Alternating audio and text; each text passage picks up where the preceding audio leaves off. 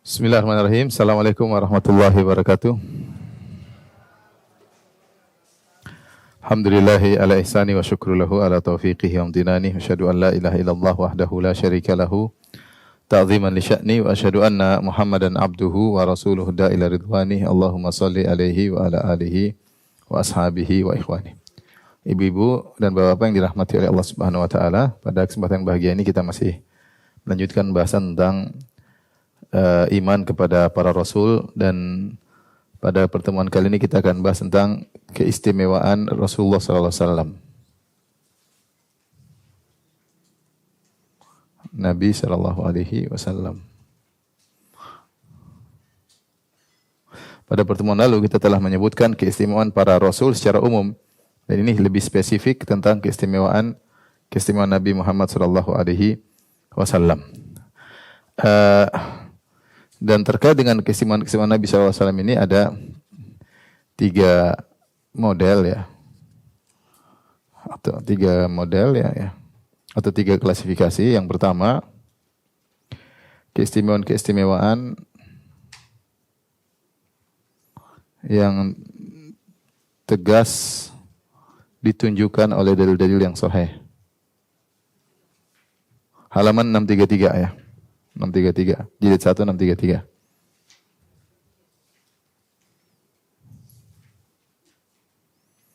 Kemudian yang kedua adalah keistimewaan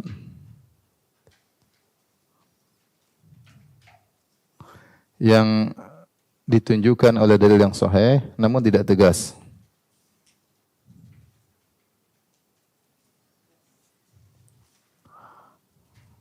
Namun tidak tegas ya. Tidak tegas penunjukannya, atau tidak jelas ya penunjukannya. Dan yang terakhir ya adalah yang tidak valid. Keistimewaan yang tidak valid. Kita berusaha mengenal keistimewaan ini, tujuannya adalah untuk lebih memuliakan Nabi, ya. Memuliakan Rasulullah sallallahu alaihi wasallam, ya. Dan kita perlu mengenal ini juga agar tidak berlebihan. Sehingga kita memujinya dengan tidak ada dalilnya. Rasulullah SAW telah melarang. Rasulullah SAW bersabda, "La tutruni kama atratin nasara ibna Maryam." Janganlah kalian berlebih-lebihan kepadaku sebagaimana orang Nasara berlebih-lebihan terhadap Isa bin Maryam. Fa innama ana abdun faqulu Abdullahi wa rasuluh. Sungguhnya aku hanyalah seorang hamba, katakanlah Muhammad itu adalah hamba Allah dan rasulnya, ya. Baik, ini 3 model kita akan bacakan, ya. Baik yang pertama maupun yang kedua maupun yang ketiga, ya. Karena di sana ada orang berlebih-lebihan menyatakan Nabi begini, Nabi begitu. Ternyata tidak benar. Seperti Nabi adalah tercipta dari cahaya Allah, itu tidak benar, bahkan itu kesyirikan. Seperti mengatakan Nabi sallallahu alaihi wasallam tidak punya bayangan, itu tidak benar, ya. Atau Rasulullah sallallahu kalau buang hajat tidak langsung hajatnya ditelan oleh bumi, ini juga tidak benar, karena tidak ada dalil yang menunjukkannya. Tidak ada dalil yang menunjukkannya. Tapi ada dalil-dalil yang menunjukkan keistimewaan Nabi SAW berdasarkan hadis-hadis yang sahih. Baik, lihat halaman 634. Pertama adalah keistimewaan yang tegas ditunjukkan oleh dalil-dalil yang sahih. Seperti, ya, saya bacakan aja. Yang pertama, Rasulullah SAW dikhususkan dengan diberi surat Al-Fatihah dan penutup surat Al-Baqarah. Dalam satu hadis, malaikat Jibril berkata kepada Nabi SAW, "Abshir binuraini utitahuma." Wahai Rasulullah, bergembiralah dengan 2 cahaya yang kau diberikan oleh Allah dengan 2 cahaya tersebut. Lam yu'tahuma nabiyyun qablak. Yang nabi-nabi sebelummu tidak ada yang pernah diberikan dengan 2 cahaya tersebut. Ini istimewanya Nabi. Hanya Nabi yang diberikan. Hanya Nabi yang diberikan, selain Nabi tidak diberikan. Apa 2 cahaya tersebut? Pertama, Fatihatul Kitab, yaitu Al-Fatihah. Yang kedua, Khawatim Suratil Baqarah, yaitu ayat-ayat terakhir dari penutup surat Al-Baqarah. Ini contoh keistimewaan spesifik hanya untuk Nabi sallallahu alaihi wasallam. Contoh yang kedua, Rasulullah SAW diberi keistimewaan 6 perkara yang tidak diberikan kepada nabi-nabi yang lain. Kata Nabi SAW, "Fuddiltu alal anbiya bisittin." Aku diberi keistimewaan dibandingkan para nabi dengan 6 perkara. Yang pertama, u'titu jawami al-kalim. Saya jelaskan nih. Taib, ini contoh. Contoh ya keistimewaan nabi.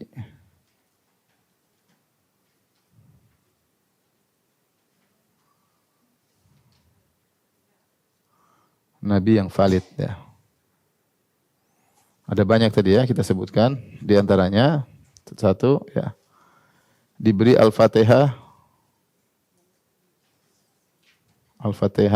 dan penutup surat Al-Baqarah.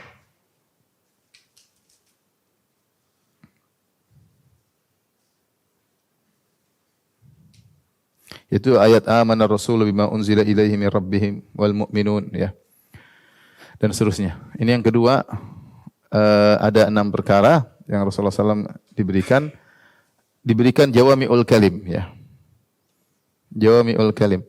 Apa itu jawami'ul kalim? Jawami'ul kalim itu kata-kata yang ringkas namun padat maknanya ya. Kalimat ringkas padat makna. Seperti sabda Nabi SAW, innamal a'malu binniyat. Ringkas, innamal a'malu binniyat. Seperti hadis-hadis yang termaktub dalam Arba'in An-Nawawiyah. Semuanya adalah hadis-hadis yang termasuk dalam jawami'ul kalim. Kata-kata yang singkat, namun maknanya dalam. Innamal a'malu binniyat. Amalan tergantung niatnya. Selesai. Tapi maknanya dalam. Contoh Rasulullah SAW mengatakan, la darar wa la dirar. Tidak boleh kemudaratan baik untuk diri sendiri maupun untuk orang lain. Tidak boleh. Ya. Ya, kata Nabi, man kana yu'minu billahi wal yawmil akhir fal yakul khairan aw liyasmut. Siapa yang beriman kepada Allah dan hari akhirat, maka ngomong baik atau diam.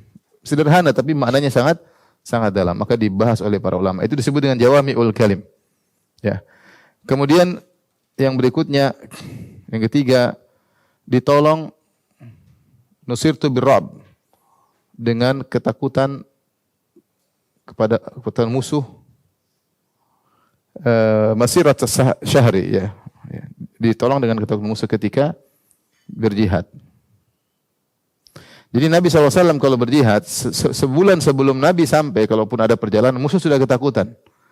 Jadi Allah sudah berikan ketakutan dalam diri mereka. Sebagai contoh seperti perang Tabuk. Perang Tabuk Rasulullah SAW berangkat menuju sana dengan pasukan sekitar 30.000 orang. Sementara kita tahu ketika itu Romawi memiliki mungkin jutaan pasukan. Tapi Rasulullah sampai sana nggak ada yang datang. Sampai Rasulullah SAW menunggu sekitar 20 hari nggak ada musuh yang datang. Kenapa? Dia rasa takut. Dan itu hanya untuk Nabi SAW. Ya, itu kalau Nabi SAW menuju peperangan, maka semuanya apa? Ketakutan. Ya. Kemudian yang berikutnya, yang keempat, dihalalkan ghanimah. Nabi-nabi yang terdahulu, kalau mereka berperang, ghanimah adalah harta rampasan perang. Ya, ghanimah adalah yaitu harta rampasan perang. Harta rampasan perang. Kalau nabi-nabi terdahulu kalau terjadi peperangan, kemudian mereka menang, maka seluruh harta rampasan perang mereka kumpulkan, kemudian ta'kuluhun nar, datang api membakar, melenyapkan seluruh ghanimah tersebut. Ya. Jadi setiap mereka perang, kemudian ada kemenangan, mereka kumpul hartanya, kemudian api datang. Kalau api tidak datang, berarti terjadi gulul, yaitu ada di antara prajurit yang nyuri, yang nyolong ghanimah tersebut. Sebagaimana saya sebutkan hadisnya, lihat halaman 635 di catatan kaki ya. Rasulullah SAW mengatakan, ghaza nabi minal anbiya, ada seorang nabi berperang. Kemudian tatkala sudah dekat dengan kampung atau negeri yang ingin dia perangi, tiba-tiba waktu salat asar atau dekat salat asar. Maka dia berkata, innaka ma'muratun wa ana ma'murun. Allahumma habisha alaina. Maka Nabi terus berkata, wahai matahari, sungguhnya engkau diperintah oleh Allah dan aku juga diperintah untuk berperang. Maka dia berdoa, ya Allah, tahanlah matahari sehingga matahari tidak segera tenggelam ketika itu. Fahubisat hatta fatahullah alaih. Karena kalau sudah tenggelam, kode etik perang berhenti. Maka dia ingin menang, dia bilang, "Ya Allah, hentikan matahari." Maka matahari berhenti, maka dia pun berperang dan akhirnya menang dan akhirnya mendapatkan ghanimah yang banyak. Setelah itu ghanimahnya dikumpul. Tunggu api datang dari langit untuk memakan ghanimah tersebut. Datang api, ternyata tidak jadi memakan ghanimah tersebut. Maka Nabi terus berkata, "Inna fikum gululan." Pasti ada yang mencuri di antara kalian, yang mengambil harta ghanimah tanpa izin. Maka di prajuritnya dikumpul, setiap kepala kabilah membaiatku, jabat tangan denganku. Akhirnya kepala-kepala kabilah datang membaiat sang Nabi tersebut. Ternyata ada satu kabilah yang tangannya lengket kepada Nabi tersebut. Nabi tersebut, "Anak buahmu ada yang mencuri. Seluruh anak buahmu suruh baiat sama saya." Dan ternyata benar, ada 2 atau 3 orang yang ternyata mengambil ghanimah. Ya. Di antaranya mereka mengambil emas sebesar kepala sapi. Emas sebesar kepala sapi. Maka akhirnya mereka ngaku, diletakkan di kumpulan ghanimah, maka datang api kemudian melenyapkan. Ya wajarlah yang dicuri emas sebesar kepala sapi. Bisa untuk seumur hidup. Mereka yang kemarin sudah perang sama Nabi masih juga mencuri. Iman namanya, iman tidak selalu kuat. Jadi Nabi-Nabi terdahulu nggak dapat ghanimah, tapi Nabi SAW dapat ghanimah. Dan Rasulullah SAW bagikan ghanimah tersebut kepada para prajurit yang ikut serta dalam perang sesuai dengan aturan yang telah ditentukan. Kemudian di antara keistimewaan Nabi Shallallahu Alaihi Wasallam yang kelima, ju'ilat liyal ardu tahuran masjidah, yaitu bumi atau tanah dijadikan tempat sholat dan juga untuk bersuci yaitu tayamum, untuk tayamum. Kalau orang-orang terdahulu mereka ingin beribadah, maka mereka ada kuil tersendiri, harus tidak sembarang mereka beribadah. Tetapi untuk umat Islam dimanapun mereka berada, silakan beribadah. Dimanapun silakan sujud dan beribadah kepada Allah Subhanahu wa Ta'ala. Ini keistimewaan umat Muhammad sallallahu alaihi wasallam. Dahulu mereka harus punya kuil, harus punya tempat tertentu untuk ibadah. Adapun umat Muhammad sallallahu alaihi wasallam dimanapun, mau di hutan, mau di mana, silakan beribadah.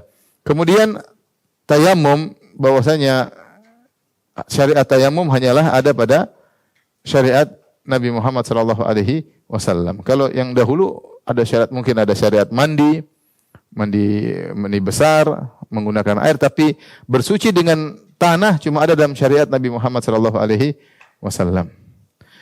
Kemudian di antara keistimewaan Nabi sallallahu alaihi wasallam yang keenam, ursiltu ilal khalqi kafah wa khutima bin nabiyyun, yaitu diutus untuk seluruh umat. Seluruh umat. Adapun nabi-nabi terdahulu, maka mereka diutus untuk umatnya secara khusus. Ya. Kata Nabi sallallahu alaihi wasallam, "Wa kanal anbiya'u qabli bu'itsu ila qaumihim khassah." Nabi-nabi sebelumku mereka diutus untuk umat mereka sendiri. Wa bu'itsu ila nasi kafah. Adapun aku diutus untuk seluruh umat manusia. Makanya Bani Israel, nabi-nabinya untuk Bani Israel. Ya. Nabi Nuh untuk kaum Nabi Nuh, Nabi Hud untuk kaum Ad, Nabi Saleh untuk kaum Samud, Nabi Syuaib untuk kaum Madian, dan demikian seterusnya. Nabi Lut khusus untuk negeri Sodom dan sekitarnya. Adapun Nabi Muhammad SAW diutus untuk seluruh manusia. Dan itu adalah konsekuensi dari dia adalah Nabi yang terakhir. 6 ke 7, Nabi yang terakhir. Wa khatamun nabiyyin, dan penutup para nabi. Dan Nabi SAW berkata, "Sayakunu ba'di min ummati 30 kadzabuna kulluhum yaz'umu annahu nabi wa ana khatamun nabiyyin wa la nabiyya ba'di." Sungguhnya akan ada 30 orang dari umatku yang berdusta mengaku sebagai nabi. Padahal aku adalah penutup para nabi dan tidak ada nabi setelahku. Nabi kabarkan setelah wafat akan ada orang aku sebagai nabi, dan sudah muncul sejak zaman Nabi SAW. Ada orang namanya Musailimah al-Kadzdzab, kemudian Aswad al-Ansi, ada Sajah, kemudian ada Mukhtar bin Ubaid al-Thaqafi. Banyak orang mengaku sebagai nabi. InsyaAllah ada pembahasan secara khusus. Tapi nabi yang terakhir ya Nabi Muhammad SAW. Tidak ada lagi nabi setelah Nabi Muhammad SAW. Makanya ketika ada orang Kerawang mengaku sebagai nabi, jangan percaya ya. Terakhir saya lihat berita yang nabi terakhir saya dengar dari Kerawang ya. Sebelumnya nabi-nabi yang lain banyak ya. Taib. Ini di antara keistimewaan Nabi sallallahu alaihi wasallam. Kemudian di antaranya Nabi sallallahu alaihi wasallam kota Mekah ini 8 kota Mekah pernah dihalalkan pernah jadi tanah halal. Jadi tanah halal sesaat untuk Nabi.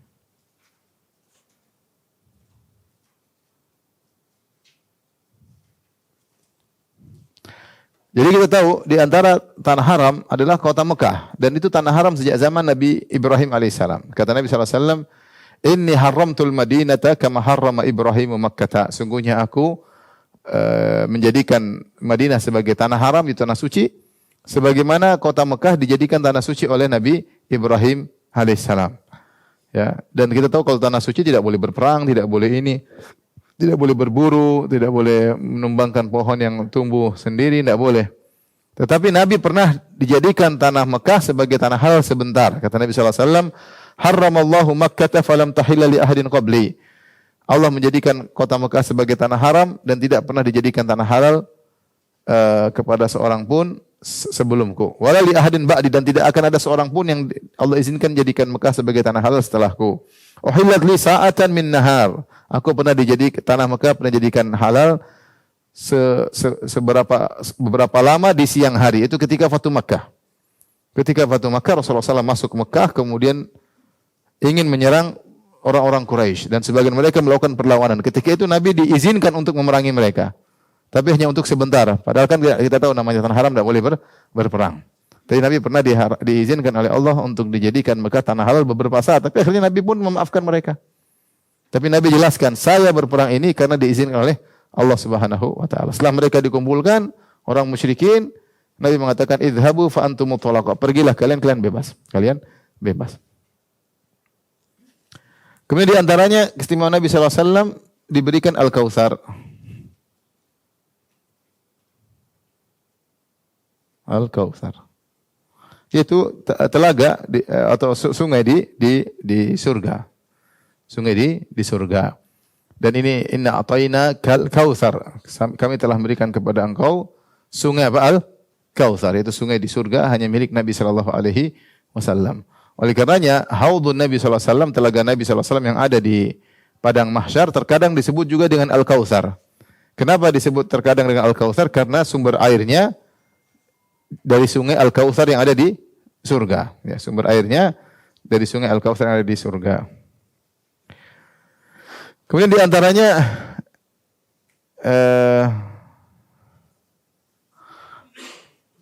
Nabi hewan melata mengenal Rasulullah SAW. Tapi ini sepertinya bukan cuma Nabi SAW saja ya, tapi juga Nabi Sulaiman. Tapi saya bacakan aja.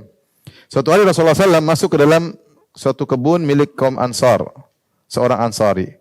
Ternyata ada seekor unta yang mendatangi Nabi. Unta itu datang kepada Nabi kemudian mengeluh dalam kondisi menangis dan matanya meneteskan air mata. Maka Rasulullah SAW mengusap-usap telinganya dan pangkal lehernya. Maka unta tersebut menjadi tenang. Lalu beliau menanyakan tentang pemilik unta tersebut. Mana pemilik unta tersebut? Kemudian Rasulullah menasihati pemilik unta tersebut. Kata Nabi SAW, "Ama tattaqillah fi hadhil bahima allati mallakaka Allah." Tidakkah kau bertakwa kepada Allah dalam mengurusi hewan yang Allah telah tundukkan untukmu? Innahu syaka ilayya annaka tuji'uhu wa tudhibuhu. Sungguhnya hewan ini mengeluh kepadaku, engkau tidak kasih makan sama dia dan kau suruh dia kerja terus. Jadi unta tersebut apa? Unta tersebut ngelapor sama Nabi sallallahu alaihi wasallam. Wah, nanti di rumah ada kucing yang ngelapor nanti. Artinya dia mengenal Nabi dan dia mendatangi Nabi dan dia melapor kepada Nabi sallallahu alaihi wasallam. Hewan ini mengenal Nabi sallallahu alaihi wasallam. Tapi ini bukan hanya spesial Nabi SAW. Kita tahu bahwa tentang kisah Nabi Sulaiman, semut-semut juga mengenal apa? Sulaiman. Ketika Nabi Sulaiman alaihissalam bersama pasukannya lewat, tiba-tiba ada semut yang mengingatkan kaumnya, ya, udkhulu masakinakum, wahai kaum semut, masuklah kalian ke dalam rumah-rumah kalian, lubang-lubang kalian, la yahtimannakum Sulaiman wa junuduhu wa hum la yash'urun. Jangan sampai Sulaiman dan pasukannya nginjak kalian. Padahal mereka dalam kondisi tidak sadar. Kata Allah, fatabassama dhahikan min qawliha. Nabi Sulaiman pun tersenyum ketika mendengar perkataan semut tersebut. Artinya semut yang kecil ini ternyata kenal Sulaiman. Sulaiman dan pasukannya. Dia kenal ya. Ya. Tapi ini di antara keistimewaan Nabi SAW, binatang melata mengenal Rasulullah SAW. Kemudian di antara keistimewaan Nabi SAW, 10, Nabi ketika sholat bisa lihat orang di belakang. Bisa lihat orang di belakangnya. Orang-orang makmum di belakangnya.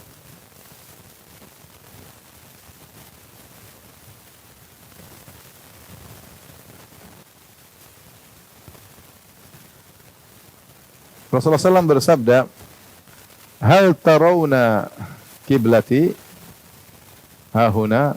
Tidakkah kalian melihat kiblatku di arah sini?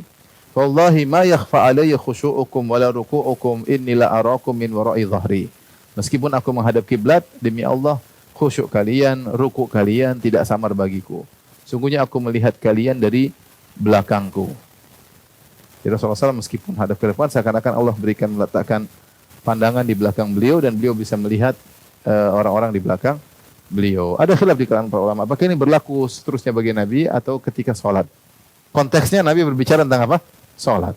Konteksnya Nabi SAW berbicara tentang sholat. Maksudnya ketika aku sholat, aku bisa melihat makmumku di belakang bagaimana kondisinya. Ini di antara keistimewaan Nabi SAW. Kemudian yang berikutnya, yang ke-11, Nabi SAW mengimami para nabi. Mengimami para nabi ketika Isra. Ketika Isra Mi'raj.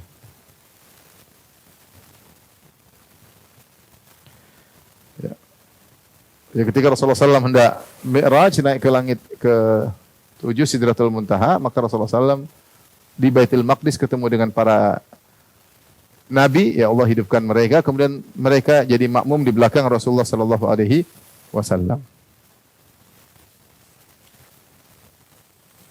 Makanya Rasulullah SAW kemudian cerita tentang nabi-nabi tersebut, oh ini mirip ini, ya. Rasulullah cerita Musa sifatnya seperti ini, orangnya kekar, kemudian rambutnya ikal, seperti seorang dari kota Shanu'ah. Nabi Isa alaihissalam mirip dengan Urwah bin Mas'ud Ats-Tsaqafi. Nabi Isa mirip dengan Urwah bin Mas'ud, sahabat radhiyallahu ta'ala anhu. Adapun Ibrahim alaihissalam mirip denganku, kata Nabi sallallahu alaihi wasallam. Nabi ketemu dengan mereka. Kemudian yang berikutnya, istimewa Nabi sallallahu alaihi wasallam yang ke-12, korinnya beriman, korinnya masuk Islam.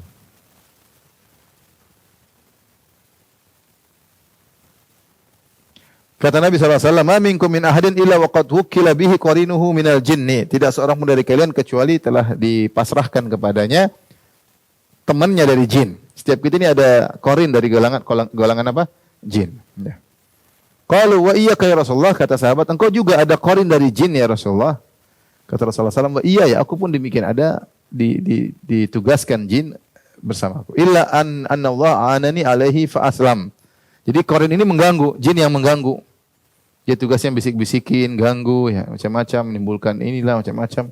Tetapi Allah Subhanahu wa taala menolongku sehingga akhirnya fa aslama, maka dia pun masuk Islam. Ada yang mengatakan aku pun selamat darinya. Fa aslam ini ada dua tafsir. Ada yang mengatakan dia pun masuk apa? Islam. Ada yang mengatakan aku pun selamat darinya. Fala ya'muruni illa bi khair. Maka dia tidak memerintahkan kepadaku kecuali kebaikan. Adapun korin-korin kita semuanya bermasalah ya. Korin kita semuanya bermasalah. Bisikan perkara-perkara yang buruk. Bisikan perkara-perkara yang buruk, buat suudzon lah, buat inilah, macam-macam lah. Sombong lah, angkuh lah, macam-macam. Di antara korin jin yang nempel bersama kita terus ya. Di antara keistimewaan Nabi sallallahu alaihi wasallam, Nabi telah diampuni dosa yang telah lalu maupun akan datang ya. Kata Allah Subhanahu wa taala dalam surat Al-Fath, liyaghfirallahu ma taqaddama min dzambika wa ma ta'akhkhar. Agar Allah mengampuni dosa-dosamu yang telah lalu dan maupun yang akan datang. 13. Diampuni dosa-dosa yang lalu dan akan datang. Meskipun demikian, Nabi SAW bukan berarti kemudian santai-santai, dia malah sangat rajin beribadah. Maka ketika dia sholat, Aisyah bertanya, ya Rasulullah, kenapa anda sholat sampai seperti ini? Sampai bengkak kaki beliau, sampai pecah-pecah kaki beliau. Wa qad ghufira laka ma taqaddama min dzambika wa ma ta'akhkhar. Padahal dosa-dosamu telah diampuni yang telah lalu maupun akan datang. Kata Nabi sallallahu alaihi wasallam, "Afala akunu 'abdan syakura?" Kenapa aku tidak menjadi hamba yang pandai bersyukur, ya.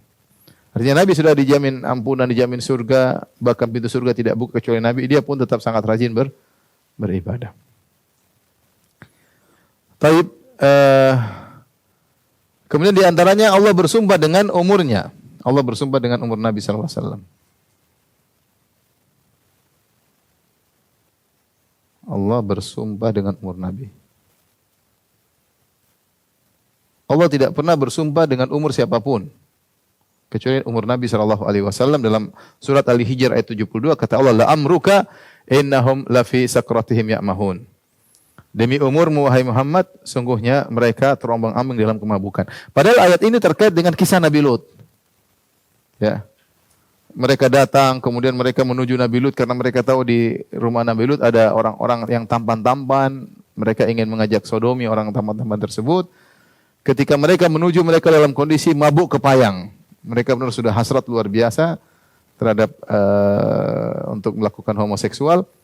Maka Allah bersumpah ketika itu, Allah mengatakan, la amruka, demi umurmu, innahum lafi sakratim ya'mahun. Mereka benar-benar dalam kemabukan, benar-benar di puncak syahwat. Mereka tidak tahu para lelaki tampan yang ada di rumah Nabi Lut ternyata para malaikat yang akan menurunkan apa? Azab. Mereka tidak tahu. Tapi Nabi tidak bersumpah, Allah tidak bersumpah dengan umur Nabi Lut, tapi Allah bersumpah dengan umur siapa? Nabi Muhammad. Ini menunjukkan bahwasanya umur Nabi Muhammad SAW berkah dari awal sampai akhir. Ya. Sehingga sebagaimana pernah kita bahas dalam masalah sirah, siapa yang menelaah tentang perjalanan hidup Nabi SAW dari awal sampai akhir semuanya teladan. Semuanya apa? Teladan. Tidak ada usia Nabi yang tidak bermanfaat. Semua umurnya berkah. Dari awal seakan-akan Allah sudah mendesain bahwasanya demikianlah sirah Nabi SAW, semuanya adalah suri teladan. Sehingga kalau kita yang mencari teladan dari Nabi dalam segala sisi ada, sebagai bapak, sebagai ponakan, sebagai cucu, sebagai suami, sebagai kawan, sebagai pemimpin, sebagai kepala negara, sebagai ulama yang ditanya tentang masalah-masalah semuanya, ya. Ketika sakit bagaimana, ketika dalam peperangan bagaimana, kemudian bagaimana ketika berdamai dengan musuh, bagaimana ketika berperang dengan musuh, semua ada contoh. Bagaimana ibadahnya, bagaimana pengaturan waktunya, bagaimana sikap dia terhadap harta, bagaimana, semuanya lengkap. Sehingga seluruh umur Nabi berkah. Makanya Allah bersumpah dengan umurnya. Karena semua perjalanan hidup Nabi SAW adalah keberkahan, dan makanya sirah Nabi sendiri adalah mukjizat. Kemudian yang berapa ini? 15. 15 ya. Ke-15. Yaitu Rasulullah dan umatnya adalah saksi bagi seluruh manusia. Rasulullah sallallahu alaihi wasallam dan umatnya saksi bagi para nabi yang lain.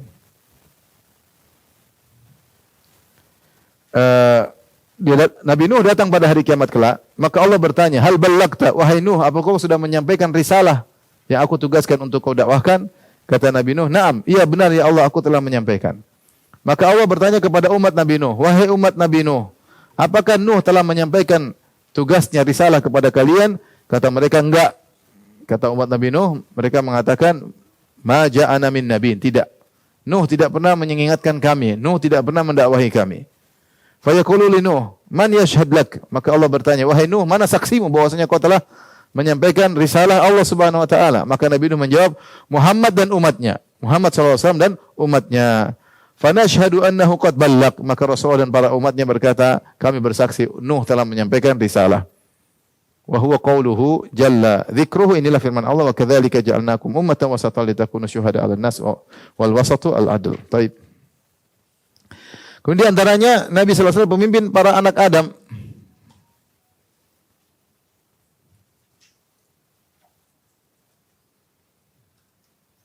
Nabi pemimpin anak Adam. Pemimpin Bani Adam. Kata Nabi sallallahu alaihi wasallam, ana sayyidu waladi Adam yaumal qiyamah. Aku adalah pemimpin Bani Adam pada hari kiamat kelak. Wa awwalu man yanshaqqu anhul qabr, dan aku adalah yang pertama kali keluar dari kuburan. Sebelum yang lain keluar dari kuburan, aku yang pertama kali dikeluarkan dari kuburan. Wa awwalu syafi'in wa awwalu musyaffa'. Aku yang pertama kali memberi syafaat dan aku yang pertama kali diberi izin untuk memberi syafaat. Ini keistimewaan Nabi, terkumpul beberapa yang dia lebih para anak Adam. Kata Nabi, ana sayyidu waladi Adam yaumal qiyamah wala fakhr. Aku adalah pemimpin anak Adam hari kiamat dan aku tidak sombong. Aku yang pertama kali dikeluarkan dari kuburan. Dan aku yang awal kali memberi syafaat dan aku yang pertama kali diberi izin untuk memberi syafaat.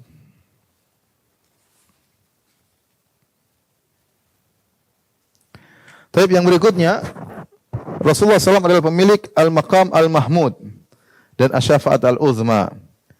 Ya, ini juga pemilik syafaat al-uzma. Enggak cukup ya? Berapa ini? 17. Syafaat al-uzma. Apa itu syafaat al-uzma? Yaitu syafaat ketika di padang mahsyar, ketika orang dikumpulkan pada hari kiamat kelak. Kemudian menanti kedatangan Allah untuk memulai persidangan sementara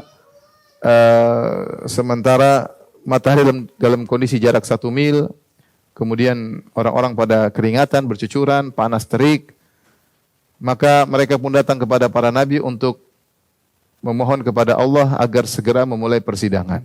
Datanglah mereka kepada Nabi Adam mengatakan saya tidak bisa, ya, saya pernah melakukan kesalahan. Mereka datang kepada Nabi Nabi Nuh juga minta uzur tidak bisa. Kepada Nabi Ibrahim juga mengatakan tidak bisa. Nabi Musa memang saya pernah bunuh orang. Nabi Isa juga tidak bisa. Akhirnya Nabi Muhammad SAW yang memberi syafaat. Maka dia pun sujud, meminta berdoa kepada Allah agar Allah segera datang untuk mulai persidangan. Nah, syafaat itu namanya syafaat al-uzma. Syafaat agar Allah segera datang hadir untuk memulai persidangan karena manusia dalam kondisi berat menanti kedatangan Allah Subhanahu wa ta'ala. Ini disebut maqam mahmuda dan syafaat al-uzma. Kemudian juga Rasulullah SAW khusus dengan wasilah, ya. Wasilah. Makanya kita kalau azan, setelah azan selesai kita berdoa, minta agar Allah memberikan wasilah kepada Nabi SAW. Apa itu wasilah? Wasilah tempat istimewa. Kata Nabi SAW, ya, summa sallallahu alaihi wasilah. Setelah kalian mendengar azan, jangan lupa ikuti azan, kemudian jangan lupa bersolawat kepadaku kalau sudah mendengar azan selesai. Kemudian kata Nabi, summa sallallahu alaihi wasilah. Kemudian mintalah wasilah kepada Allah untukku. Fa innaha manzilatun fil jannah. Sungguhnya wasilah itu suatu kedudukan di surga. La tambagil illa li 'abdin min ibadillah. Wasilah itu kondisi manzilah tinggi di surga hanya diperuntukkan untuk satu orang. Hanya diperuntukkan satu orang. Wa arju an akuna ana huwa, dan aku berharap orang tersebut adalah aku. Faman sa'ala liyal wasilata halat lahu syafa'ah. Siapa yang minta memohon kepada Allah wasilah untukku, maka dia akan mendapatkan syafaat dariku. Jadi ati Muhammadin al-wasilah wal fadilah. Kita akan berdoa kepada Allah setiap apa? Setiap habis azan kita berdoa ati Muhammad al-wasilah. Ya Allah, berikanlah kepada Muhammad al-wasilah. Kemudian yang ke-19, Nabi adalah yang pertama kali melewati sirat. Yang pertama lewat sirat. Insyaallah kita akan bahas pada jilid kedua nanti tentang hal ini semua. Sirat ketika di padang mahsyar, setelah melewati proses semua padang mahsyar, setelah hisab, mizan semua, baru sirat, terakhir ujian terakhir. Surga atau kecemplung ke neraka. Yang pertama kali lewat sirat Nabi Muhammad sallallahu alaihi wasallam. Ya. Kemudian yang pertama kali ketuk pintu surga. Yang pertama ketuk pintu surga.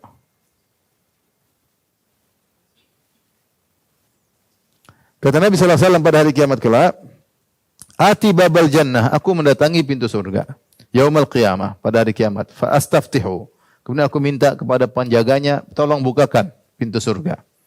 Fa yaqul khazin, "Man anta?" Penjaga pintu surga bertanya, "Siapa engkau? Kau minta dibukakan?" Fa aqulu Muhammad, aku berkata aku Muhammad. Fa yaqulu, maka penjaga pintu surga berkata, "Bika umirtu la aftahu li ahadin qablak." Sungguhnya aku telah diperintahkan untuk membuka pintu surga untukmu, dan aku tidak boleh buka pintu surga untuk seorang sebelummu. Jadi yang bisa buka pintu surga siapa? Nabi Muhammad sallallahu alaihi wasallam. Dalam riwayat yang lain, wa ana awwalu man yaqra'u babal jannah. Aku yang pertama kali ngetuk pintu surga. Ini adalah kekhususan secara umum, kekhususan Nabi sallallahu alaihi wasallam yang valid ya. Baik, setelah ini kita melanjutkan keistimewaan yang disebutkan dalam hadis sahih namun tidak tegas. Model kedua. Kan bilang dari 3 model. Yang satu hadis-hadisnya valid dan penunjukannya jelas. Yang kedua hadis-hadisnya sahih tapi penunjukannya tidak jelas. Yang ketiga hadis-hadisnya dhaif atau palsu. Tapi pada pun model yang kedua, khususan yang disebut dalam hadis namun tidak tegas. Ya, yang pertama ada yang mengatakan Rasulullah tidak menguap. Rasulullah SAW khususnya tidak menguap. Namun datang beberapa hadis ya. Namun hadis-hadisnya mursal ya. Contoh seperti dalam hadis ya, Maslamah bin Abdul Malik berkata, "Mata tha'aba nabiyyun qad wa innaha alamatun nubuwah." Kata Maslamah bin Abdul Malik, seorang nabi tidak pernah menguap dan itu adalah tanda kenabian. Namun hadisnya bahwasanya Maslamah bin Abdul Malik tidak pernah, bukanlah sahabat, tidak pernah ketemu Nabi. Hadisnya mursal, dhaif. Ya. Demikian juga riwayat dari Yazid bin Al-Asam, dia mengatakan, "Ma ru'iyan Nabi sallallahu alaihi wasallam mutathaiban fi sholati qad." Tidak pernah terlihat Nabi nguap ketika salat sama sekali. Demikian juga ini hadisnya mursal. Hadisnya mursal. Namun mereka tetap mengatakan Nabi tidak menguap bukan dengan hadis-hadis dhaif tadi, tapi ada hadis sahih namun penunjukannya tidak tegas. Rasulullah pernah bersabda dalam hadis riwayat Abu Hurairah, "At-tatha'ubu minasyaitan." Menguap itu adalah dari apa? Syaitan, karena menunjukkan kemalasan ya. Kemudian Rasulullah bersabda, "Innallaha yuhibbul utasa wa yakrahu at-tatha'ub." Allah suka kalau yang bersin, menunjukkan ada penyakit yang keluar. Kalau orang dan Allah tidak suka dengan menguap. Tetapi tidak ada dalil yang menunjukkan Nabi tidak pernah apa? Menguap. Ini contoh, ada hadis sahih tapi tidak tegas menunjukkan Nabi tidak pernah menguap. Contohnya juga perkara kedua, ada yang mengatakan Nabi SAW tidak pernah mimpi basah. Ini pun tidak ada dalil yang tegas ya. Mereka hanya berdalil bahwasanya mereka mengambil dalil dari sabda Nabi SAW, "Wal hulumu minasyaitan," bahwasanya mimpi basah dari syaitan. Kata mereka, karena Nabi tidak bisa diganggu syaitan, maka Nabi tidak mungkin apa mimpi basah. Namun tidak ada dalil yang tegas. Bahkan ada isyarat bahwasanya Nabi juga bisa mimpi basah seperti dalam hadis Ummu Salamah. Beliau berkata, "Kana Rasulullah sallam yusbihu junuban min ghairi ihtilamin thumma yasum." Rasulullah sallam pernah di pagi hari dalam kondisi junub, kemudian beliau berpuasa. Artinya sudah fajar, sudah azan subuh, beliau dalam kondisi junub. Bukan karena mimpi, tetapi karena menggauli istrinya. Perkataan Ummu Salamah, Nabi pernah junub ketika azan subuh dalam kondisi junub, bukan karena mimpi, tapi karena menggauli istrinya, menunjukkan ada kemungkinan Nabi karena apa? Mimpi. Intinya tidak ada dalil yang tegas bahwasanya Rasulullah SAW tidak mimpi basah ya. Saya ada bahas masalah khilaf tentang masalah ini, nanti bisa dibaca sendiri ya. Baik, yang model ketiga, kekhususan-kekhususan yang disebutkan dalam hadis-hadis yang tidak sahih. Ini tidak sahih banyak. Jadi antaranya ini yang tidak sahih kita tulis ini.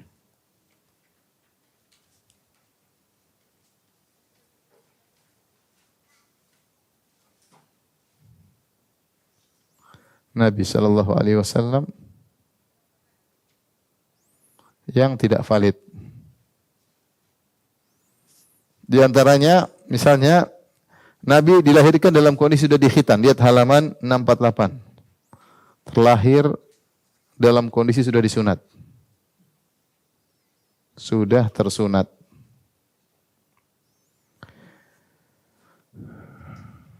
Hadis ini ada dalam Rasulullah pernah bersabda, "Min karamati ala Rabbi anni wulidtu makhtunan." Di antara keistimewaanku yang Allah berikan kepadaku, aku dilahirkan dalam kondisi tersunat. Walam yara ahadun sawati, dan tidak seorang pun yang pernah melihat auratku. Namun hadis ini ada perawi yang majhul hingga Hasan bin Arafah, bahkan ada yang mengatakan hadis ini mungkar, ya hadis ini mungkar. Karena kalau seandainya Nabi SAW lahir tidak disunat, maka akan heboh ketika itu, ya. Ketika Nabi lahir, tidak ada cerita bahwasanya Nabi sudah tersunat, ya, sudah tersunat. Maka kemungkinan besar Rasulullah SAW disunat sebagaimana bayi-bayi yang lainnya. Ada yang mengatakan yang menyunatnya adalah Abdul Muttalib, sebagaimana kakeknya yang menyunat Nabi SAW. Itu kebiasaan orang-orang Arab, ya. Mereka begitu lahir tidak lama kemudian disunat, ya.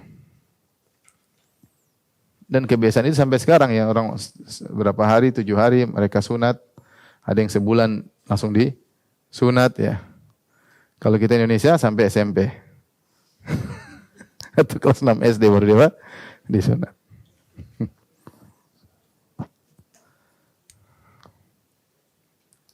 Saya dulu pernah ngantar anak teman saya umur sebulan disunat. Bawa ke mantri, ke dokter, langsung dia gunting kalau nggak salah. Bismillahirrabbilgulam, ceret, selesai. Udah, nggak diapain, lepas gitu aja dah. Belum kasih betadine sudah pergi. Kayaknya berdarah, tapi kayaknya cuma sederhana, nggak disuntik-suntik dulu, langsung aja celek. Mungkin dicelek, selesai. Karena masih kecil kan mudah sembuh. Nangis ya, nangis. Kalau nggak nangis ya hebat itu. Baik.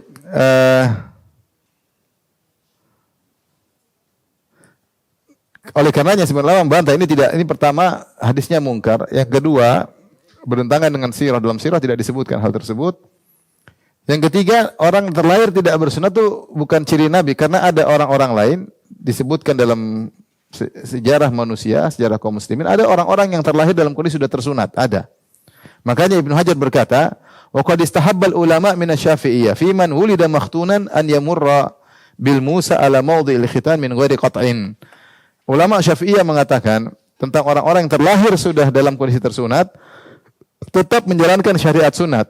Caranya bagaimana? Dengan mengambil gunting atau pisau, cuma dilewatkan saja ke kemaluan tersebut. Karena tidak usah dipotong karena sudah terbuka. Kepala zakarnya dalam kondisi sudah terbuka. Artinya orang-orang yang terlahir dalam kondisi sudah tersunat itu banyak, atau ada pernah terjadi dalam sejarah, dan itu bukan ciri Nabi. Dan itu bukan ciri para Nabi. Lahir sudah tersunat.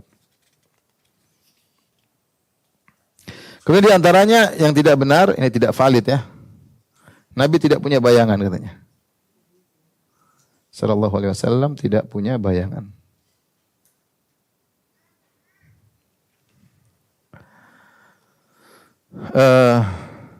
Ini banyak disebut oleh orang sufi, mereka mengatakan Rasulullah SAW tidak punya bayangan. Kenapa tidak punya bayangan? Ada dua sebab. Ada yang mengatakan karena pertama, Nabi cahaya. Nabi adalah apa? Cahaya. Kalau cahaya tidak ada bayangannya. Cahaya tidak punya bayangan. Yang kedua kata mereka, Nabi selalu dinaungi awan. Dinaungi awan. Sehingga tidak punya bayangan.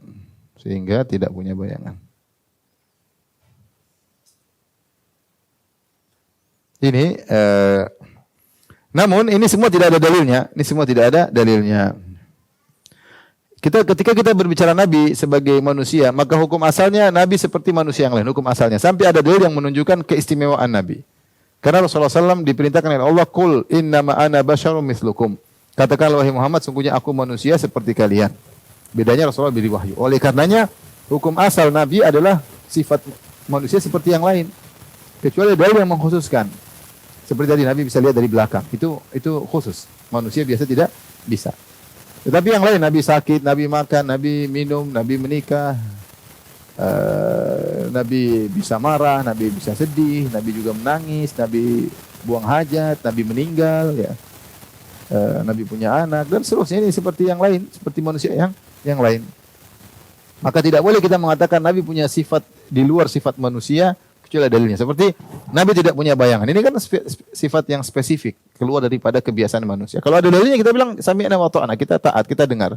Selama ada dalil kita tunduk, akal kita tundukkan. Tapi kalau nggak ada dalilnya, maka nggak bisa ya.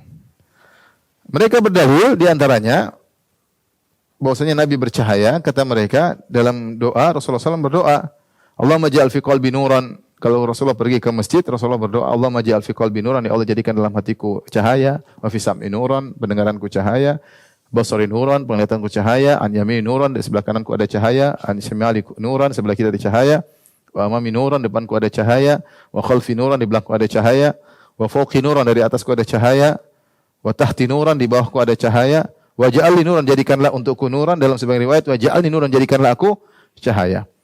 Ya, mereka memahami bahwasanya Rasulullah adalah secara zatnya terbuat dari cahaya ya. Intinya hadis ini terlalu umum, tidak bisa dijadikan. Karena hadis ini juga dianjurkan untuk kita baca. Iya enggak? Terus kalau kita baca kita di cahaya? Enggak. Artinya ini cahaya maknawi. Cahaya apa?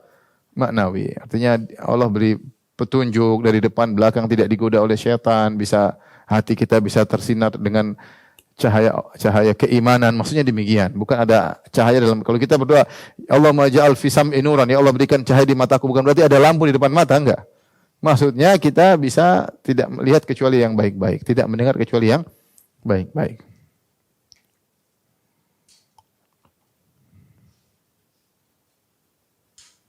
Dan kalau kita mengatakan hadis ini bahwasanya Allah jadikan Nabi cahaya, buktinya berarti kalau kita ambil secara zahirnya berarti ada cahaya depan Nabi, ada cahaya Nabi dikelilingi oleh apa? Cahaya. Namun tidak ada. Seandainya Nabi dikelilingi oleh cahaya seluruhnya, Abu Jahal pasti masuk Islam. Abu Jahal, Abu Lahab, ini karena Nabi, justru mereka kenapa tidak beriman kepada Nabi? Kata mereka, kami enggak ingin Nabi dari manusia, kami ingin malaikat yang datang jadi apa? Nabi. Nah kalau ternyata Nabi dikelilingi cahaya, pasti mereka masuk Islam. Tapi mereka mengejek, kata mereka, mali hadar rasul ya'kulu ta'am yamshi fil aswaq. Rasul macam apa ini kok jalan di pasar makan makanan? Kok Nabi ada kayak kamu? Nabi harusnya bercahaya, terbang apa itu? Ya. Makanya yang dimaksud dengan doa Nabi, ya Allah jadikanlah dalam depanku cahaya, maksudnya maknawi, yaitu agar Rasul itu suatu yang abstrak, agar Rasulullah SAW dibimbing oleh Allah Subhanahu wa taala. Demikian juga ada hadis palsu yang mereka jadikan dalil bahwasanya Nabi adalah cahaya, yaitu awal ma khalaqallahu nurun nabiyika ya Jabir. Yang pertama Allah ciptakan adalah cahaya nabimu ya. Ini hadis tidak ada mereka mengatakan pertama alam semesta yang pertama cipta dari nur Muhammad. Ini enggak ada dalilnya. Apalagi sebagian mereka bahwa nur Muhammad dari nur Allah, nur Muhammad dari nur Allah. Ini kesyirikan. Seakan-akan Allah ada pecah zatnya. Dari cahaya Allah tercipta cahaya siapa? Nabi Muhammad. Dan akidah Nur Muhammad ini sangat parah ya. Saya punya pembahasan khusus ya. Dan banyak pengikutnya di Kalimantan, di mana tentang Nur Muhammad. Ya. Saya sudah ada kajian khusus tentang akidah Nur Muhammad. Ya. Akidah ini kalau tidak dipahami bisa menjadi kesyirikan. Seperti tadi meyakini bahwasanya Nur Muhammad berasal dari Nur Allah, ini adalah kesyirikan. Namun intinya hadisnya hadis palsu. Hadis palsu. Hadis palsu. Kemudian juga kalau Rasulullah SAW tubuhnya bercahaya, kenapa Aisyah kemudian perlu disentuh kakinya oleh Nabi SAW? Jadi Rasulullah ketika Rasulullah ingin sholat, kalau mau sujud, Rasulullah SAW tidak ada space, Aisyah lagi tidur, maka Rasulullah SAW sentuh kaki apa? Aisyah supaya Aisyah lipat supaya bisa sujud. Kata Aisyah menjelaskan tersebut, kata Aisyah, wa kanatil buyutu laisa fiha masabih. Kenapa rumah-rumah ketika itu enggak ada lampunya? Sehingga saya tidak melipat kaki saya kecuali disentuh. Aisyah tidak tahu kapan Nabi mau sujud karena gelap. Paham? Karena gelap. Makanya Aisyah baru tahu Nabi mau sujud kalau disentuh apa kakinya. Kata Aisyah, rumah tidak ada lampu. Kalau Nabi ada cahayanya pasti Aisyah sudah mau sujud. Paham enggak? Kalau Nabi tubuhnya lampu, pasti Aisyah enggak perlu disentuh. Paham? Demikian juga ketika dalam Sahih Muslim Aisyah terbangun di malam hari, kemudian Aisyah cari Nabi di mana ini? Rasa cari-cari tahu-tahu dia pegang kaki Nabi sedang sujud. Kalau ada lampu dari tubuh Nabi, Aisyah bangun. Oh, lagi sholat, tidur lagi. Tapi enggak. Aisyah bangun, cari. Sebagian dalam riwayat, seperti kadang-kadang Aisyah cemburu, dipikir Nabi pergi ke istri lainnya. Seperti kejadian pernah Aisyah bangun, Rasulullah keluar malam, dia ngikut Nabi SAW, ternyata Nabi bukan ke rumah istrinya, ke kuburan Baqi. Tapi intinya Aisyah bangun dan nyari-nyari. Sampai tiba-tiba aku memegang kedua kaki Nabi sedang tegak, menempel, sedang sujud. Ini hadis dijadikan dalil tentang bahwasanya kalau sujud kaki ditempelkan. Tapi intinya Aisyah memegang kaki Nabi Shallallahu Alaihi Wasallam karena beliau tidak tahu di mana posisi Nabi. Seandainya Nabi bercahaya, tentu apa? Tidak perlu. Dia sudah, Nabi sedang ini, Nabi sedang anu. Kemudian di sana juga ada hadis yang jelas bahwasanya Nabi kepanasan dan Nabi juga butuh bernaung. Nabi juga butuh bernaung. Seperti hadis Anas radhiyallahu anhu, kata Anas mengatakan,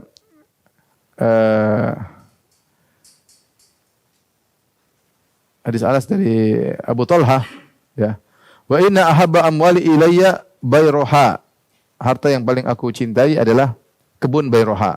Wa kanat hadiqatan kana Rasulullah sallam yadkhuluha. Itu adalah kebun yang sering dimasuki oleh Nabi sallallahu alaihi wasallam. Wa yastadhillu biha, dan Rasulullah sallam bernaung di bawah pohon-pohon di situ. Wa yashrabu bima'iha. Kalau Rasulullah tidak, artinya kata mereka Rasulullah tidak punya cahaya karena cahaya matahari mantul ting ke atas. Tapi Rasulullah ternyata kepanasan. Kemudian juga dalam hadis syaqauna ila Rasulullah, hadis Khabbab bin Arat, syaqauna ila Rasulullah sallam wa huwa mutawassidun burdatan lahu fi dhil Ka'bah. Kami pernah mengeluh kepada Nabi, Nabi sedang berbantalkan dengan selendangnya di bawah naungan Ka'bah. Jadi Ka'bah kan kotak, terkadang ada materi naungannya. Rasulullah lagi bernaung di situ. Kenapa Rasulullah cari naungan? Berarti Rasulullah kepanasan enggak? Kepanasan. Demikian juga ketika Rasulullah sallam umrah, ketika Rasulullah SAW haji, maka Rasulullah SAW ketika berhaji, maka Bilal mengambil kain untuk menaungi Nabi. Karena Nabi ingin lempar jamrat, kepanasan, dinaungi. Dan banyak dalil Rasulullah SAW masuk di kemah, dibuat kemah untuk Nabi. Nabi bernaung. Mereka bilang Nabi tidak punya bayangan karena mantul cahaya matahari, enggak kuat kalah dengan cahaya Rasulullah SAW. Demikian juga ketika Rasulullah SAW bersama Abu Bakar berhijrah dari Mekah menuju Madinah.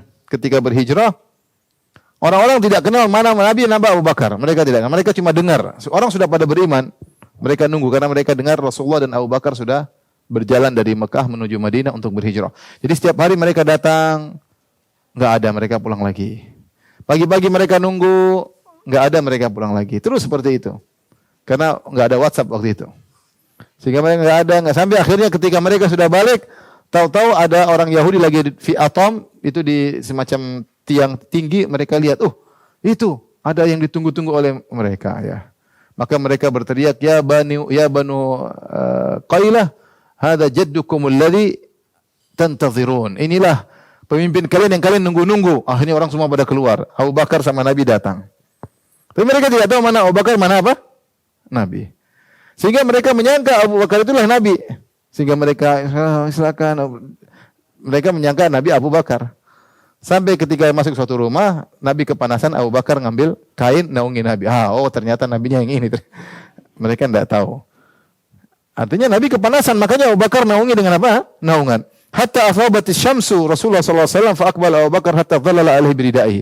Sampai Nabi terkena matahari, maka Abu Bakar pun mengambil selendangnya menaungi Nabi sallallahu alaihi wasallam agar tidak kepanasan dengan apa?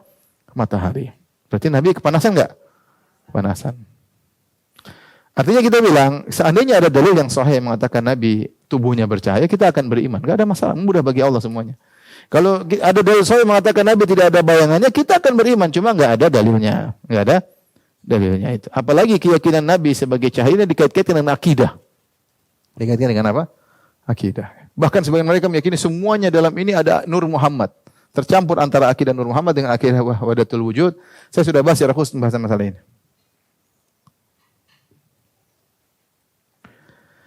Kemudian juga di antara keistimewaan yang tidak ada dalilnya,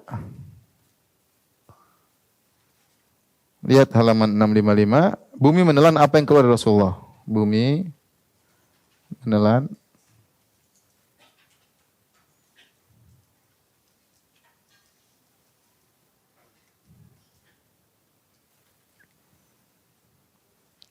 mereka berdalil suatu hadis.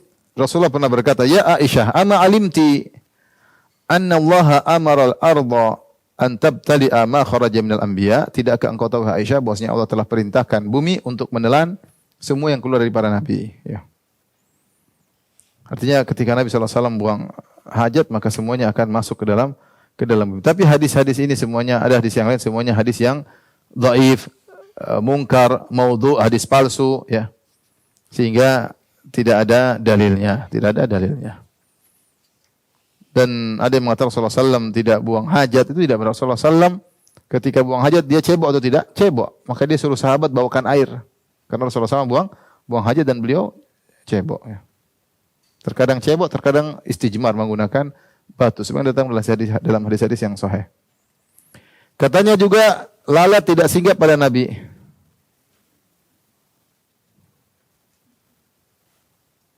Ini pun tidak ada dalilnya. Dalilnya pun lemah. Kemudian juga ada yang mengatakan Nabi adalah manusia tertinggi.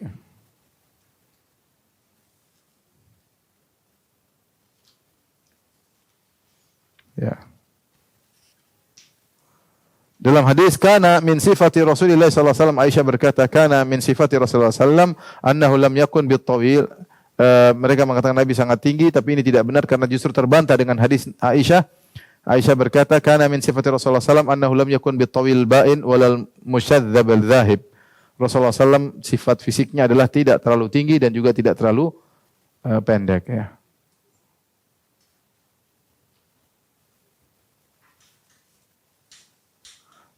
Ini pun hadisnya lemah ya. Ini pun hadisnya lemah ya. Tapi disebut Rasulullah SAW raba itu sedang. Orangnya apa?